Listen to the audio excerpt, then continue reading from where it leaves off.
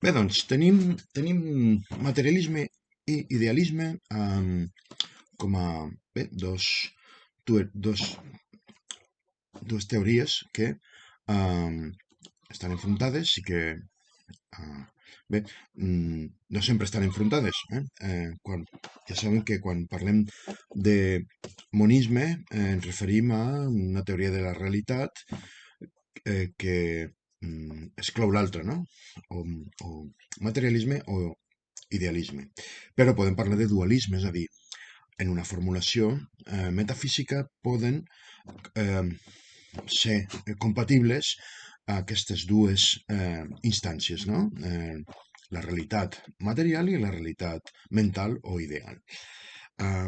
De tota manera, en qualsevol de les formes que pugui manifestar eh, el materialisme i l'idealisme, tant si des d'un punt de vista monista com des d'un punt de vista dualista, han de, han de explicar dues, dues instàncies essencials, que són els subjectes i els objectes, eh, que d'alguna manera representen coses que en principi semblen oposades, no? No només diferents, sinó oposades.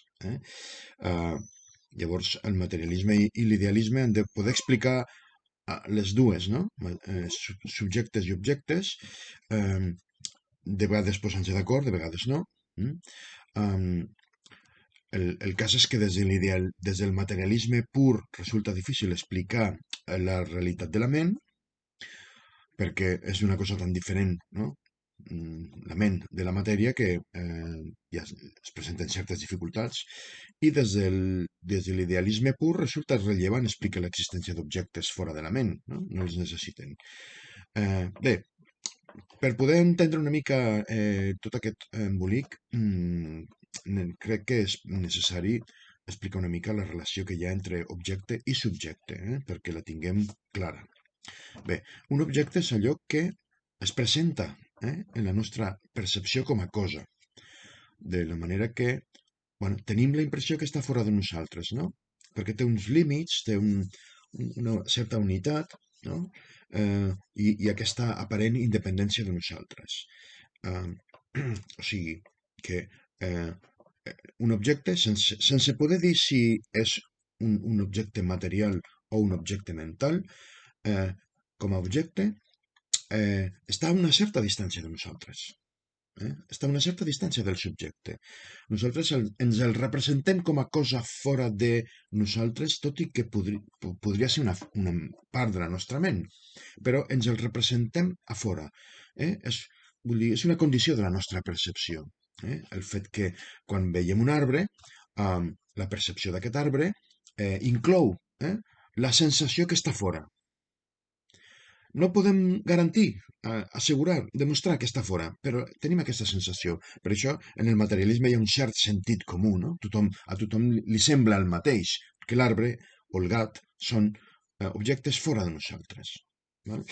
Um, Bé, així que hem d'entendre que hi ha una distància necessària entre el subjecte i l'objecte, encara que l'objecte sigui un objecte mental. Mm? Perquè jo diferencio entre mi eh, i les meves percepcions. Jo sóc el subjecte. Jo sóc el subjecte de les percepcions. Jo veig l'arbre. L'arbre és un objecte i fins i tot és un objecte gramatical. Mm?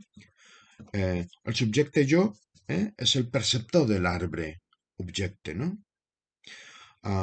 Llavors, doncs, aquesta distància és una, forma part de la representació que hi ha del món en mi, no? En la meva ment.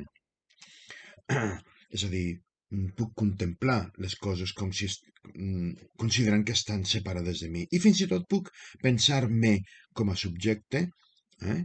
Des del punt de vista del subjecte, me puc pensar com a objecte, no? Separar-me de mi, no? I representar-me pensant, no? Puc pensar-me, puc prendre consciència de mi mateix, no? La meva ment se n'adona de mi mateix, al marge de les percepcions que jo pugui rebre, no? De fora o no. però jo estic mirant la taula i a la vegada sóc conscient que estic mirant la taula. O sigui que una ment, a diferència d'un objecte, eh, es pensa a si mateixa. El subjecte es pensa a si mateix. Eh, Aleshores, bé, també quan expliquem, no, la diferència entre ment i matèria, doncs haurem de considerar aquesta distància entre mi i les meves percepcions. I a nivell material també considerem que la meva ment eh, instal·lada en el meu cervell, no? Que és material, que és un dels problemes del materialisme, no? Explicar com funciona aquesta instal·lació, no? Com estan connectades, de quina manera la matèria i la ment s'expliquen. Sabem que la matèria és la causa de la ment, no? La matèria cerebral, no? El nostre cervell tan evolucionat és el que la seva activitat, la seva funció esdevé consciència. Però no hi ha una explicació resolta sobre aquesta relació, i hi ha diferents vies d'investigació. Però, clar, vull dir, d'alguna manera jo, com a subjecte, tinc la sensació de que jo no sóc el meu cervell. Jo estic en el meu cervell, no? Però jo sóc alguna cosa més que el meu cervell. El meu cervell és una massa de matèria neurològica, no? És una massa de connexions electroquímiques, però jo sóc això. De fet, no soc conscient d'aquestes connexions electroquímiques, només soc conscient de la meva ment, no? De la meva consciència. Val?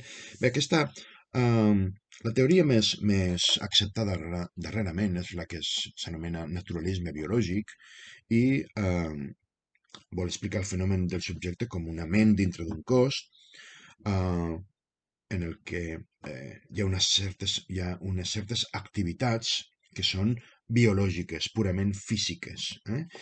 El naturalisme biològic és una teoria derivada de el que s'anomena fisicalisme, en el sentit que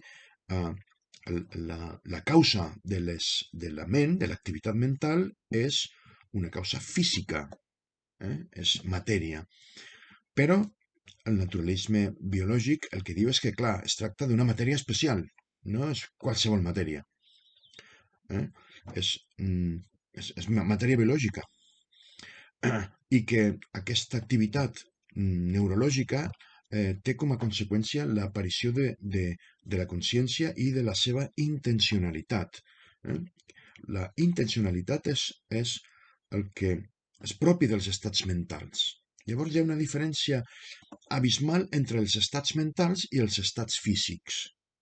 Sabem que la consciència és el resultat d'un estat físic, però no és un estat físic. O sigui, és una funció del cervell, però no és el cervell. Aleshores, bé, ja arribarem en algun punt del curs on entrarem una mica de ple en aquestes discussions sobre la relació entre ment i matèria. D'entrada, bueno, ens quedarem una mica en la idea de que aquest subjecte que sóc jo, està vinculat també al llenguatge, està vinculat també al allò simbòlic, a la imatge que se'm representa de mi mateix, no? en un mirall, a la necessitat de contemplar-me a mi mateix. És la meva imatge la que em permet generar-me una identitat, no? I assenyalar-me i identificar-me com a jo. En el llenguatge també trobo aquesta identitat, perquè el subjecte també és el subjecte de les oracions que jo puc formar, però abans he de poder